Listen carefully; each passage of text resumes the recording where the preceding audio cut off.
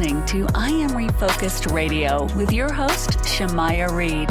This show is designed to inspire you to live your purpose and regain your focus. And now, here's your host, Shamaya Reed. Hey, welcome to I Am Refocused Radio. We are here once again, and man, today in this episode, we're going to be joined by Danielle Sady, and she is a business consultant, a coach with over 20 years of experience in sales, operations, marketing, and project management across various industries. Danielle, man, she is going to help us understand about her business, but also entrepreneurship and the transition from corporate to entrepreneurship. So, man, Danielle, how are you doing today? Great. Thank you so much for having me. Man, appreciate you being on, taking time, talking to us. And you have a success story. You have been able to launch 2 successful e-commerce and startups. So with that, kind of tell the audience a little bit about your transition from corporate world to the entrepreneurship world. Yeah.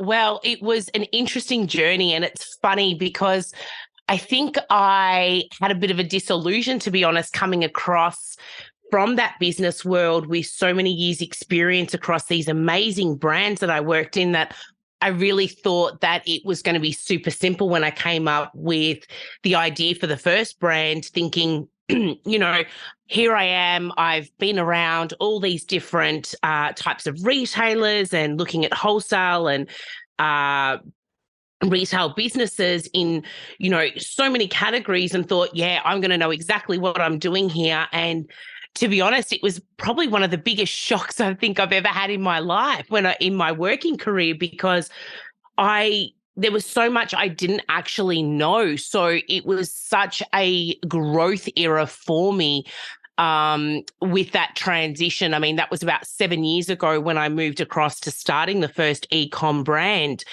And, the truth is, you just don't know what you don't know. And sometimes you don't even know the questions you need to ask when you're making that transition to entrepreneurship. And I think that was probably my biggest wake-up call.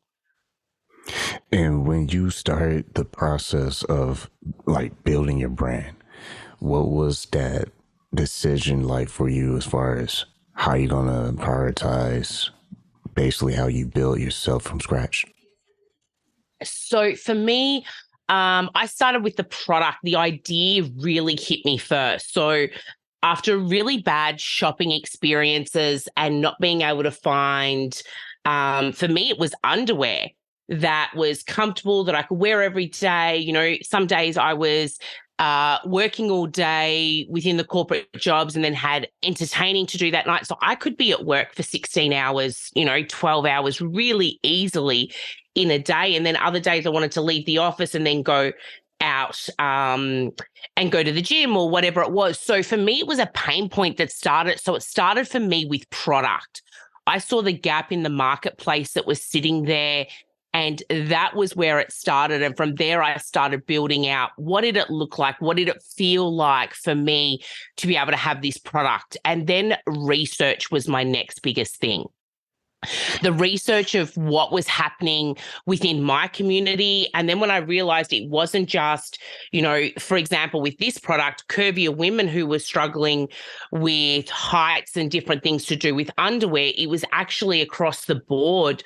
And so I kept extending that reach to gain as much knowledge as I could, because that was one thing I really loved doing is, getting information and understanding, because the numbers don't lie, nor do facts. You know what I mean? Like when you actually have conversations with people, we can assume something. But I started with building out what it looked like as a product, who it was serving.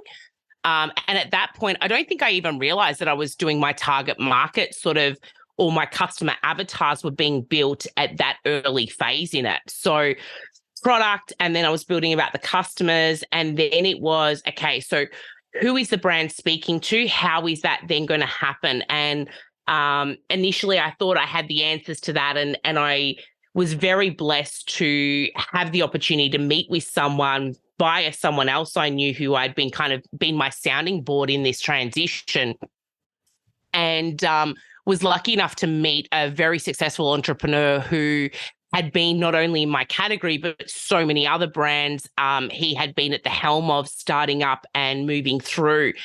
And he really went over the whole process with me to have a look at where my strengths lied and where I probably didn't have the knowledge or experience or expertise. And it really explained that I didn't have to be the expert in every single part of my business. I had to have understanding, but I could get other people in. So then I went and started chatting to brand strategists. So they were helping me with, it's great. I had this cute little name and a cute little logo that I got someone to do. But the truth was it didn't resonate back to what the product was. It didn't give a clear understanding. It didn't show the offering properly. And I started to understand the whole concept behind branding and what that entailed. It wasn't just a logo. It was the fonts. It was the colors. It was all of that encompassed together to really form something that would have a visual reference in this digital age that could represent this product that I was looking at.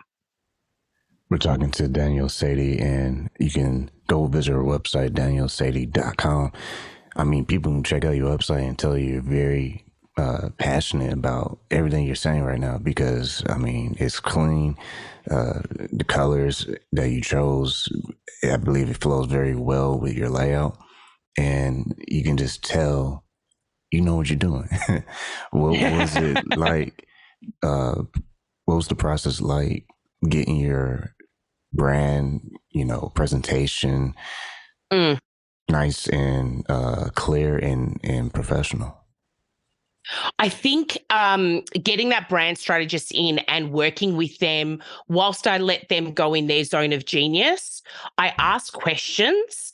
So then as I came into the consulting side, which I kind of fell into just by people calling me, seeing what I've done with the 2 e-com brands, that it then led into this, building this consulting side and coaching side within me. And I think it was, I was really clear. I know who I am. So like you said, my brand colors on my daniellesady.com site are definitely quite visually appealing. They're quite colorful. It's not a black and white monotone site because that's my personality. And one thing I'm really sure about with building this part of my brand is that people needed to almost get a piece of me when they jump on. They need to see that if you want someone who is very black and white and monotoned, that's not really who I am. My personality is a vibrant one, and that's how I coach. I coach with all of my passion behind it. And there was no difference when I was writing my book that's coming out at the end of April 2023. And it's, writing Once Upon a Startup it has all of that, that feistiness, that passion all in there, because going down this journey, I just saw some people wouldn't have the resources, the network, everything I had. So I knew when I was doing the next phase of where I was going in my career that I needed other people to have something that they could, almost see themselves in, whether it's through, the language I'm using or whatever. But I really wanted to ensure that people could see that as much as, some days can be tough when you head down this road, I want them to feel positive and vibrant and alive when they're doing it, because the passion is such a big part of it. And when you look at the success you have so far, we kind of touched on this earlier in the show about your experience in sales and marketing and product management. How you believe that kind of prepared you to kind of just be a step ahead when you launch your own business? 100%. So I think every role I've had, I can actually pinpoint to something I've done throughout my e-commerce and now my consulting and coaching journey. I am so grateful to every role. So if, talking about how they tie together, when I was in the bedding and furniture industry, I learned about fabrics from, the top panel that goes on a bed. And that then came into play when I was picking fabrics that went on the underwear line, or understanding how to create a pricing book and what that looked like so I could wholesale and retail. So that came more from one of the other businesses I worked with. Then the financial side of it, understanding how to read a P&L and looking through it, what the difference is between a balance sheet and a P&L, that came from another business that, was operating. So every single role collectively has offered me something. And I'm a firm believer. I don't know, depending who of your listeners truly believe everything happens for a reason. I'm one of those people. So all of those roles came into my world for a reason, and have made me grow as a human being in my career. And they've all attributed to where I am today. That's just, 3 examples, though, that I've been able to showcase there. But every single one of them has offered me something. And with most, if not all entrepreneurs, there's always some kind of challenge down the road. So when you're working with your clients, when it comes to funding, when it comes to marketing and knowing their competition in their respective industry, what are some of the things that you try to do to help them overcome those things? I think the biggest thing I have seen with the clients I work with is mindset is such a huge part of it. And it's one of the reasons actually within the book that I've done a mindset sort of check questionnaire at the end of every chapter, because if, the saying, if you cook with love, people always talk about how amazing the food tastes, when you cook with love and doing that. Your business is no different. And those days when you come in and you feel like just everything's against you, sometimes it's a matter of just talking it through to put it in perspective. And when it's us where we're going through everything, some days you just can't see that. And this is where I have to say, I think it would be the most rewarding part of coaching and consulting, that I get the opportunity to let people sit there and go, this is everything that's going on. And then we go, okay, so what are you in control of? And what are you allowing to control you right now? And just putting it into that perspective and seeing the mind shift change in that instance. And even, letting people know it's okay to some days want to give up and walk away. And it's how you pick yourself up and dust yourself off in those moments for tomorrow that make the biggest change in your business. We're talking to Danielle Sady, and she has an awesome website you can check out. Is daniellesady.com. Can't miss that one, right? And when you look at team building, and when people are looking at talent acquisition, what are some of the key qualities that you try to help people to look for when they're building their team? Team building definitely comes back to you understanding your vision and the values of the business. So it's all great if someone's got, the skill set on paper, but when you meet, do you really gel with that person? Because they've got to uphold the values that you do within the business and believe in them to really have that great culture fit. Because if your culture's not great, that's coming from you as a leader, with whatever actions you take is always going to filter down, right, into your team. The other part of it is understanding and living by those values that you set within your brand. So if you're about, customer satisfaction, if you're, about generosity, freedom, whatever the values may be of that brand, if you don't know the values of your brand, you need to go back and start there and figure out what they are, because you have to be clear and you have to ascertain how they connect with what you do each day.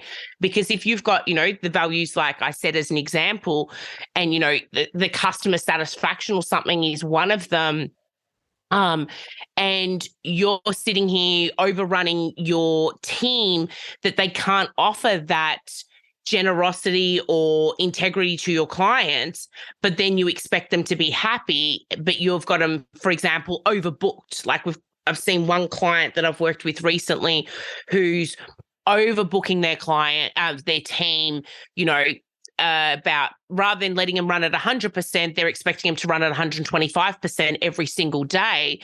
And that's coming from their leader. And what's happening is it's destroying the culture. The team are upset because they don't feel like they're offering the clients who have done exactly what was needed, and booked in and got all these things sorted, because they're rushing them through because the boss has made some decisions that aren't great. And that's important to notice. And how can, because you mentioned how the person kind of almost like Michael Jackson, got to look himself in the mirror in order to make that change. How important for them to really take that seriously as far as jumping on that quickly versus, we'll just say that for later. We'll just make it what we have right now. I probably would say ego can come into play with that a little bit. And that's normally when people go, oh, we'll deal with it later. Because they don't, exactly like you just said, they don't want to look in the mirror. And we really do have to have that self-reflection, self-awareness, and self-honesty. And it doesn't mean you have to go and tell someone else, where you might be falling short, but taking that ownership of it, and that's removing ego. A lot of the time we can get caught up and go, oh, but, so-and-so did this and so-and-so did that. But we can also have a look at our part in that, because there's a learning in there for us. Just because someone did the wrong thing based upon instructions you gave, can you have a look at, what instructions you gave? Were they clear enough? Had we given them enough detail? Had we set them up with the right parameters? Had we given them the right freedoms? Had we empowered them enough? So, yeah, it's super important. And the difference in the people who are going to make cut through with their team, with their business, are the ones who aren't afraid to do the work on self 100% and leave their ego at the door. When you look at metrics that entrepreneurs should track in launching and scaling their business, how can they be used to inform decision making? So it depends whether you're talking. So when you're starting out, you have to have a guide of somewhere you want to be. The first thing you need to do, though, is figure out, when you're starting out, the first matrix you need to work on is what your break even is. What is it costing you to run your business every single day? Even down to what it costs you per hour, to figure out what return you need to get to cover your costs. And then from there, you'll have, depending on the industry, it's so different, right? So I work for a business running their coaching team for a few days a week. And, in that industry, there's like 16 metrics that are prevalent to that industry for people who are up and running. But then for someone starting out, yes, you would look at those metrics, but there would be other things as you're commencing because you're in the scaling phase. So scaling or starting versus mature business, the metrics are all going to be very different. So you have to understand what your key triggers are. You also need to know, this is where you're starting, right? So this is your reality. What's the goal you're striving to do? Is it that you want to have a full-time wage coming from this role? What is that full-time wage? Because you need to be really specific. So if that's, say you want to pay yourself $80K a year, and your business is brand new, and for the first 3 months, you're not going to be able to pay yourself, or you're going to pay yourself very minimal.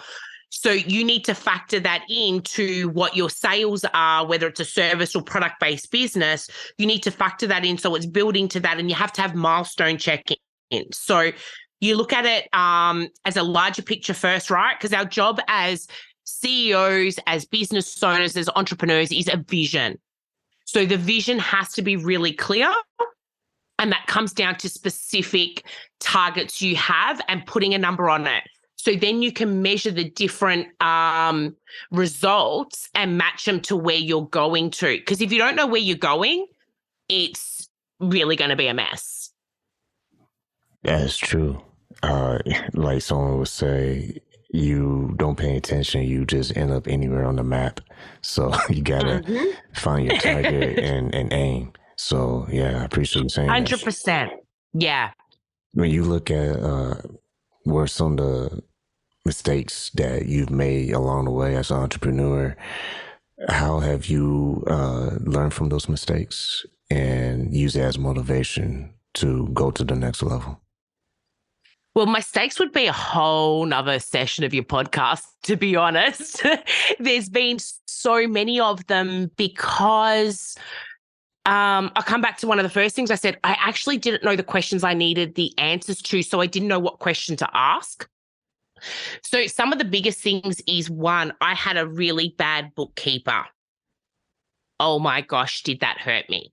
That hurt my business because not having a bookkeeper. So I went to someone who I believe was a specialist right at the start, and they set it all up. I believed everything they said. I ran off it. Well, it turns out my books for the first number of months were actually fiction because it wasn't taking inventory asset out as each sale invoice came in. It was just a whole messed up thing. So number one lesson for me was the importance of a bookkeeper in your financial team. It's not just about, and you could be really small or you could be massive. That financial team allows you then to have a solid understanding of what your physical footprint is when it comes to your financials, which then allows you to make solid financial decisions. It's also speaking to people who are specialists in what they do. I learned I had not factored in when one of my businesses launched, a 6% PayPal or Afterpay, Zip Pay, whatever, the 6% fee, the merchant fee that was going in. So I was selling product, allowing wholesale customers in the first couple of months to pay for it however they chose on my website, and I was losing 6% on every one of those sales when they were already getting discounted goods. So that was an expensive exercise as well, or lesson. And again, with all of this, though, what it drives me to do, because they're not all financial, but they're two big ones, right? And the reason I give you the financial ones is because the impact is real in your pocket, especially when you're self-funded. It's really freaking hurts to watch what you'd worked for just go in a heartbeat, right? And normally when you talk financial, people feel the impact more because they can physically see it. But yeah, what both of those lessons did was once I did them once, I learned from them. I acknowledged them. I went, okay, where do I need to go to get the education to lift myself up to the next level? Where do I need to go to read more information? Like, we've got the World Wide Web at our fingertips 24/7. We can learn as much as we want. It's your choice whether you choose to take the lessons that come up. Again, letting ego step in and go and watch Netflix instead, or you sit there and go, holy moly, Batman, this has just hit me. I'm going to sit here and spend the next hour or 2 hours when I could be watching Netflix and learning about this, so I get at least even the questions I need to ask the professionals and the people who live in that genius zone. So that's where I went. And sometimes those people cost you more money, but boy, are they worth it than sometimes the cheaper alternatives that are out there. Once again, talking to Danielle Sady, and you can go visit our website, daniellesady.com. When you're working with your clients, especially those who might be new, very new to entrepreneurship, what are some common misconceptions that new entrepreneurs might assume exist versus the reality? One, that it's going to be fun. It's not always fun.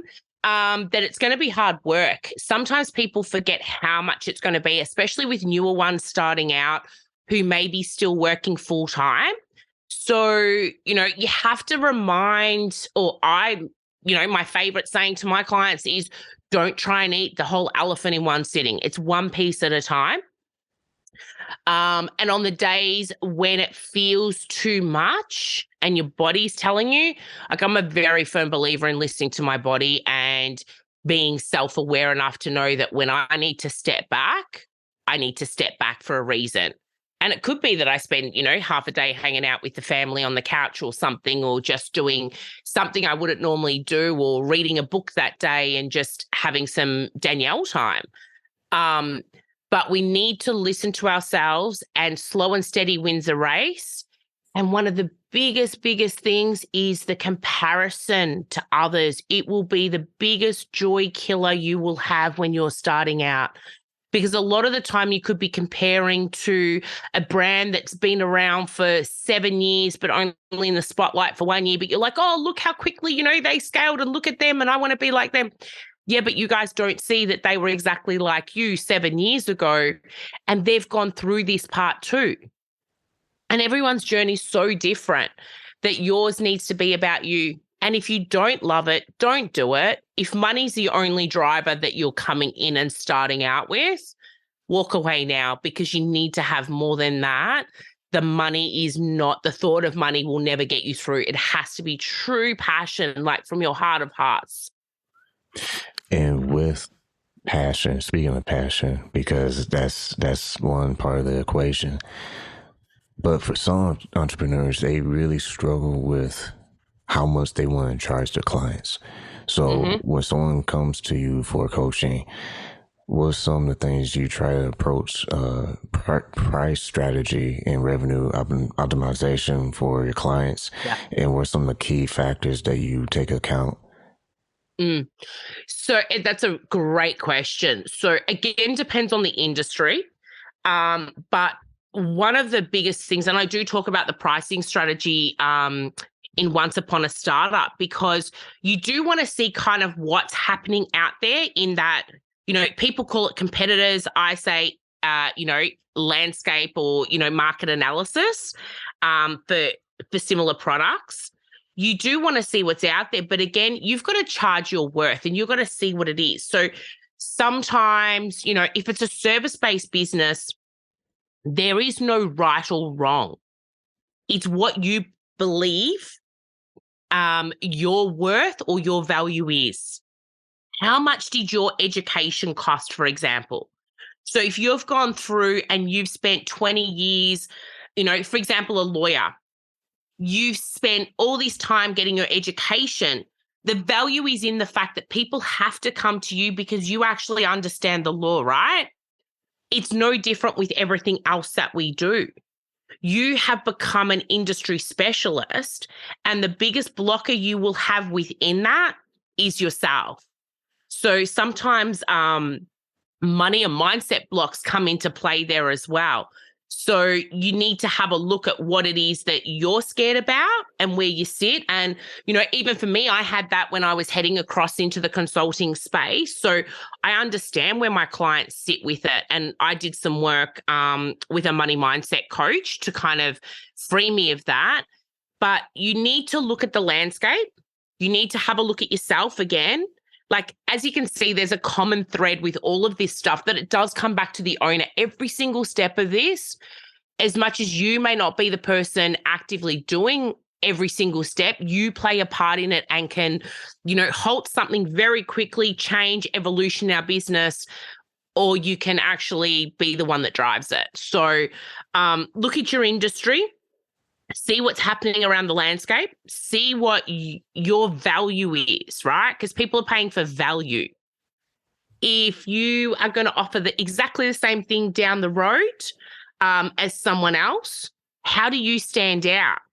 Because if you're going to offer exactly the same, but, potentially minus a couple of things, and you're going to advertise it that way to your customers, they're going to look and potentially price shop. Now, a customer who price shops as well may not be your customer.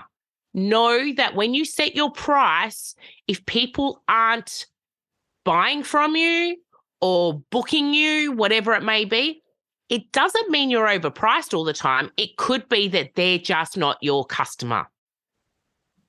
Yeah, that's a good point. And man, time flies when you're just having a good time. So when people go visit your website, daniellesady.com, and they're ready to book for you, or during preparations that they need to have, in place before they contact you?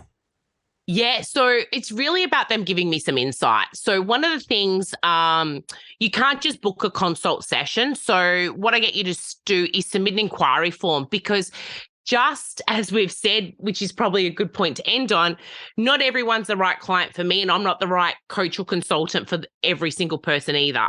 So what I do is I just get clients to fill in an inquiry form, which allows me then to connect on like a 20-minute Zoom, just so we can chat and get the feelers out, because I want to understand where they're at in the business and see if I'm the right person, because what they need, or the zone of genius they need at that point, may necessarily not be me, you know what I mean? Or my zone of genius. So, if you're looking for a full digital marketing strategy and learn how to do Facebook ads, that's not me. But if you want to turn around and figure out your business plan and get your mindset in action and have a look at what the steps are you need to take with setting up a new business, that is me. You know what I mean? So just give me as much detail as possible.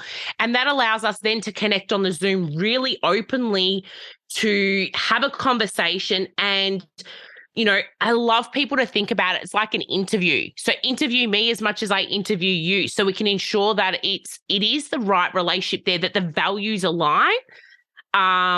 Because that coaching consulting space is really one where so much personal, your personal side does come into play here. Yeah. Because you can block yourself because of stuff that's happening personally. So sometimes some of the questions are quite hard hitting, and you want to be really open in those sessions. So definitely come with the frame of mind that you want to give me as much information as possible so we can really connect. And as I said, interview me as much as I interview you in that 20-minute Zoom. Post your inquiry and we can see if we're the right ones to work together. Kind of goes back to earlier in the point of the show about, a person cooking. If you put your love into your cooking, people will taste it. So I think part of that is transparency. As long as you're transparent about, yourself and what you're trying to accomplish, then I can only imagine the coaching sessions will be more of a compliment versus a dreadful experience. So with that said, what's the best call to action for people? Because obviously your book is coming out later this month. Once upon a startup, how can people find that book when it comes out? Yep. So I'll actually, on daniellesady.com, it will be loaded in about 2 weeks for pre-orders. We will have the page up where people can start ordering now. It'll be in great bookstores, worldwide, chatting with my publisher. But the one thing I just want to highlight with the book, that is an option people can go down definitely to get some assistance, especially for those starting out, obviously, as the title says. But the point about the book was, when I wrote it, it's not just about reading it cover to cover either. I wanted it as an opportunity where if you're up to a certain phase, you can go to that chapter and I tell you about my experience with it and that, kind of the why behind I'm writing that chapter, but I give you actionable steps. So you could literally build your whole business plan for a new business based upon the book, just from the action steps. You can read a chapter at a time, whatever. And then you've actually got questions to go back and ask those professionals that you want to chat to as well. So, it's can't wait for it to be out there and people to finally be reading it, because it was a beautiful 6 months for me to write it and really share that journey, so I can take some of that scariness and uncertainty away from people, and they don't have to learn some of the expensive lessons that I did. You know what I mean? Definitely. Once again, been talking to Danielle Sady, business coaching and consulting. Go visit her website, daniellesady.com. I want to say thanks again for talking to OmniFocus Radio. Thank you for your time. Really appreciate it. Thanks for having me on. Have a fantastic rest of the day. Thank you.